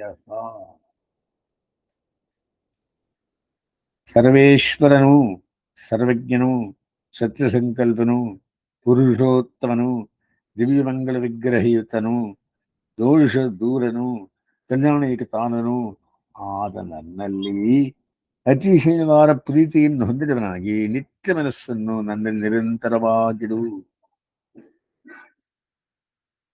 ಸ್ಥಿತೇ ಮನಸ್ಸು ಸುಸ್ವಸ್ಥೆ ಶರೀರೇ ಸತಿಯೋದರ ದಾರುಧಾನ್ಯೇ ಸ್ಥಿತೇ ಸ್ಮರ್ಥ ವಿಶ್ವರೂಪಂಚ ಮಾಮಜ್ಜಂ ಅಂತಾನೆ. ನನ್ನಲ್ಲಿ ನಿರತಿಶಯವಾದ ಪ್ರೇಮದೊಡನೆ ಪರಿಪೂರ್ಣವಾದ ಶೇಷವ್ಯಕ್ತಿಯನ್ನುಂಟು ಮಾಡು. ಶೇಷವ್ಯಕ್ತಿಯನ್ನು ಮಾಡು. உடலில் காரமெல்லாம் புலனாய் வென்று உடலாம் அடுவை செய்ய வேண்டும். நாம் ನಿನಗೆ ಅತ್ಯಂತ ಪ್ರಿಯನಾದ ನನ್ನ ಅನುಭವದಿಂದ ಉಂಟಾಗಿರುವ ಅತಿಶಯವಾದ ಸಂತೋಷದಿಂದ ಕುಡಿದವನಾಗಿ ನನ್ನನ್ನು ನಮಸ್ಕರಿಸು.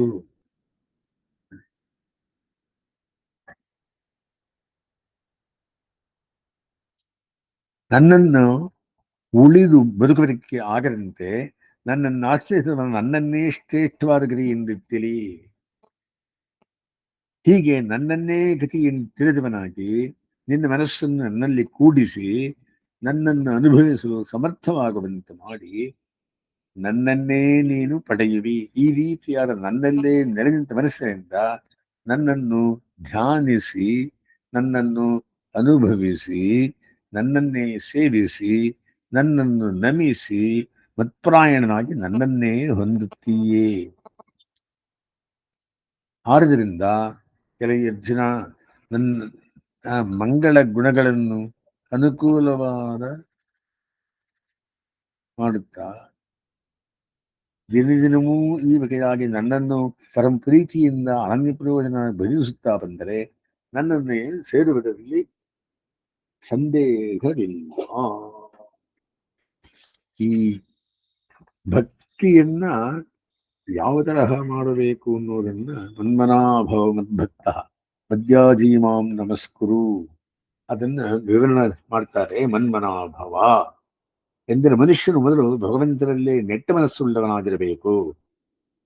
ಎಂಥ ಭಗವಂತನಲ್ಲಿ? ಈ ಭಗವಂತನು ಸರ್ವೇಶ್ವರನು, ಸಮಸ್ತ ಕೆಟ್ಟ ಅಲ್ಪಗಳಿಗೆ ವಿರೋಧಿಯು, ಸಮಸ್ತ ಕಲ್ಯಾಣಗಳಿಗೆ ಆಶ್ರಯನು, ಸರ್ವಜ್ಞ, ಸತ್ಯಸಂಕಲ್ಪ, ಸಮಜ್ಞರು, ಏಕಕಾರಣ. ಇಂಥ ಭಗವಂತ ದಿವ್ಯಮಂಗಳ ವಿಗ್ರಹವನ್ನು ಹೇಗೆ ಧ್ಯಾನಿಸಬೇಕು? ಆ ದಿವ್ಯಮಂಗಳ ವಿಗ್ರಹದಲ್ಲಿ ಕಮಲ ದಳದಂತೆ ನಿರ್ಮಲವೂ ವಿಶಾಲವೂ ಆದ ಕಣ್ಣುಗಳಿವೆ. ಕಮಲಪುತ್ತರಾಕ್ಷ ಅವನ ಶರೀರವು ಸ್ವಚ್ಛ ನೀಲಮೇಘ ಶ್ಯಾಮವರ್ಣದಿಂದ ಕೂಡಿದೆ. ನೀಲಮೇಘ ವಂಜನಭುಂಜ. ಸರ್ವ ಅವಯವಗಳು ಮನೋಹರವಾಗಿ ಲಾವಣ್ಯದಿಂದ ಕೂಡಿವೆ. ಆದಾನುಬಾಹುಗಳ ಚತುರ್ಭುಜಗಳಿವೆ. ವಿಶೇಷವಾದ ಕಾಂತಿ. ಪೀತಾಂಬರ ಧರಿಸಿದ್ದಾನೆ. ನಿರ್ಮಲವಾದ ಕಿರೀಟ, ಮೊಸಳೆ ಆಕಾರದ ಕುಂಡಲ ಮೊದಲಾದ ಅನೇಕ ಆಭರಣಗಳಿಂದ ಅಲಂಕರಿಸಲ್ಪಟ್ಟಿದ್ದಾನೆ. ಇನ್ನು ಈ ಭಗವಂತನ ಗುಣಗಳೇನು?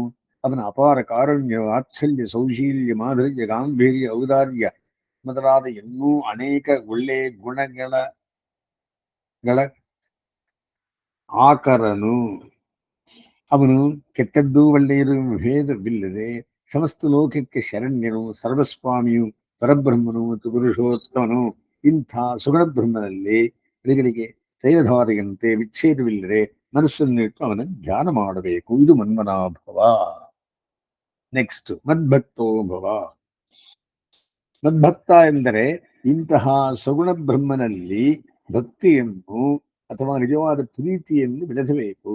ಅಂದರೆ ಭಗವಂತನಲ್ಲಿ ನಿರತಿಶಯವಾದ ಪ್ರೇಮದಿಂದ ಕೂಡಿರುವ ಮನಸ್ಸುಳ್ಳವನಾಗಬೇಕು.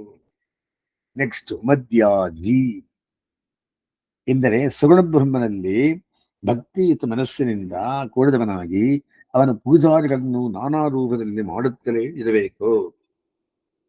ಸಮಾಜದ ಮತ್ತು ತನ್ನ ಕಲ್ಯಾಣಕ್ಕಾಗಿ ಯಾವ ಯಾವ ಕಾರ್ಯಗಳನ್ನು ನಾನು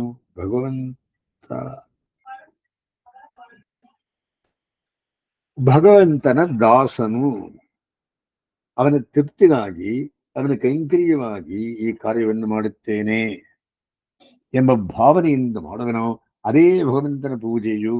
ಈ ಪೂಜೆಯು ಅರ್ಘ್ಯ, ಪಾದ್ಯ, ಆಚಮನಾದಿಗಳಿಂದ ಕೂಡಿದ ಯಾಗಾದಿಗಳಾಗಿರಬಹುದು.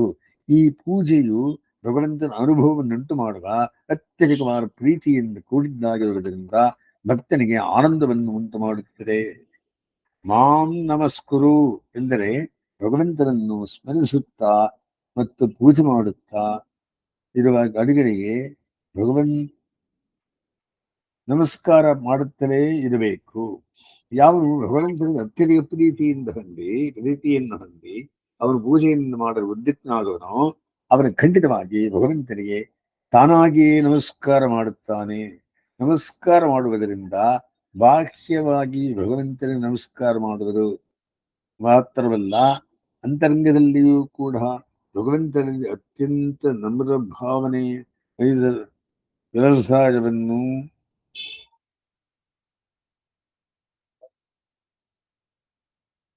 ಮಾಡಿಕೊಳ್ಳಬೇಕು.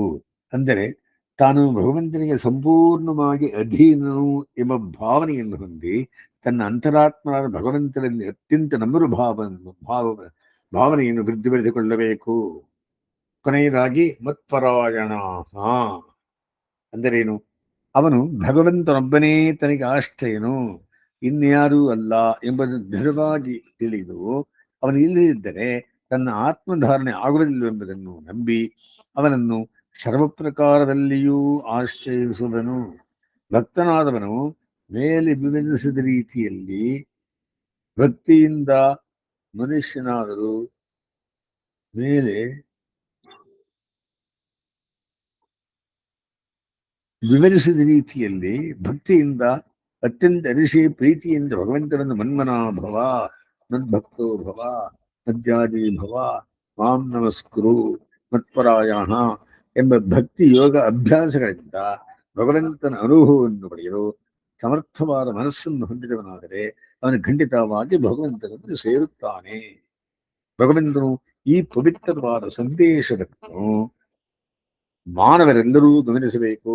ಮಾನವರೇ, ಮೇಲು ವಿವರಿಸಿದ ರೀತಿಯಲ್ಲಿ ಭಗವಂತನನ್ನು ಮನಸ್ಸಿನಲ್ಲಿ ಧ್ಯಾನಿಸಿ ಅವನನ್ನು ಭಕ್ತಿಯಿಂದ ಮತ್ತು ಪ್ರೀತಿಯಿಂದ ಅನುಭವಿಸಿ ಅವನನ್ನು ವಿಧವಾಗಿ ಪೂಜಿಸಿ. ಅಂದರೆ ಅವನನ್ನು ಕುರಿತು ನಮ್ರತೆಯಿಂದ ನಮಸ್ಕಾರ ಮಾಡಿ ಅವನನ್ನು ಪರಮಗತಿ ಎಂಬ ಆಶ್ರಯಿಸಿ ಭಗವತ್ ಪ್ರಾಣರಾಗಿ ಹೀಗೆ ನೀವು ಭಕ್ತಿಯಿಂದ ನಿಮ್ಮ ಮನಸ್ಸನ್ನು ಭಗವಂತನ ಐಕ್ಯ ಮಾಡಿದರೆ ಆಗ ನೀವು ಖಂಡಿತವಾಗಿ ಭಗವಂತನನ್ನೇ ಸೇರಿ ಶಾಶ್ವತ ಆನಂದವನ್ನು ಪಡೆಯುತ್ತೀರಿ. ಆದರೆ ನಿಮ್ಮ ಕುಟುಂಬದವರ ಶರೀರಧಾರಣೆಗೆ ಬೇಕಾದ ಲೌಕಿಕ ಕರ್ಮಗಳನ್ನು ಮತ್ತು ಶಾಸ್ತ್ರದ ವಿಧಿಸಿರುವ ನಿಮ್ಮ ನಿತ್ಯ ಕರ್ಮಗಳನ್ನು ಮಾಡುತ್ತಲೇ ಇರಬೇಕೆಂದು ಮರೆಯಬೇಡಿ. ಆದರೆ ಅವುಗಳನ್ನು ಭಗವಂತನ ಪ್ರೀತಿಯಿಂದ ನೀವು ಅವನ ದಾಸರು ಎಂಬ ಭಾವನೆಯಿಂದ ಅವನೇ ಈ ಕೆಲಸವನ್ನು ನಿಮ್ಮ ಮೂಲಕ ಮಾಡಿಸುತ್ತಿದ್ದಾನೆಂದು ಅನುಸಂಧಾನ ಮಾಡುತ್ತಾ ಆಚರಿಸಿ ಮಿಕ್ಕ ಕಾರ್ಯಗಳಲ್ಲೆಲ್ಲ ಭಗವಂತನ ಕೀರ್ತನೆ, ಭಜನೆ, ಪೂಜೆ, ನಮಸ್ಕಾರಾದಿಗಳನ್ನು ಪ್ರೀತಿಯಿಂದಲೇ ಮಾಡುತ್ತಲೇ ಇರುವರಾಗಿ, ಭಗವಂತನಿಂದಲೇ ಉಂಟಾಗಿ ಅವನಿಂದಲೇ ನೇಮಿಸಲ್ಪಟ್ಟವರಾಗಿ ಈ ಜಗತ್ತು ಅವನ ಲೀಲಾ ಭೋಗಕ್ಕೆ ಒಳಪಟ್ಟಿರುವುದರಿಂದ ನೀವು ಅವನನ್ನು ಕಲ್ಯಾಣ ಗುಣಗಳನ್ನು ಯಾವಾಗಲೂ ಮನನ ಮಾಡುತ್ತಲೇ ಇರಬೇಕು. ಹೀಗೆ ನೀವು ಪ್ರತಿನಿತ್ಯವೂ ಭಕ್ತಿ ಯೋಗವನ್ನು ಆಚರಿಸುತ್ತಿದ್ದರೆ ಹೀಗೆ ಭಗವಂತನ ಕೃಪೆಯಿಂದ ಮತ್ತು ಅವನ ಸಹಾಯದಿಂದ ಅತ್ಯಂತ ಮೇಲಾದ ಶ್ರೇಯಸ್ಸನ್ನು ಪಡೆಯುತ್ತೀರಿ. ಇದೇ ರಾಜವಿದ್ಯೆ, ಇದೇ ರಾಜಗುಹ್ಯ ಯೋಗವು. ಅಸ್ಮಿನ್ ಸಮಾರಂಭಾಂ ಯತಿಶೇಖರ ಮಧ್ಯಮಾಂ ಲಕ್ಷ್ಮೀವಲ್ಲಭಪರ್ಯಂತಾಂ ವಂದೇ ಗುರುಪರಂಪರಾಂ.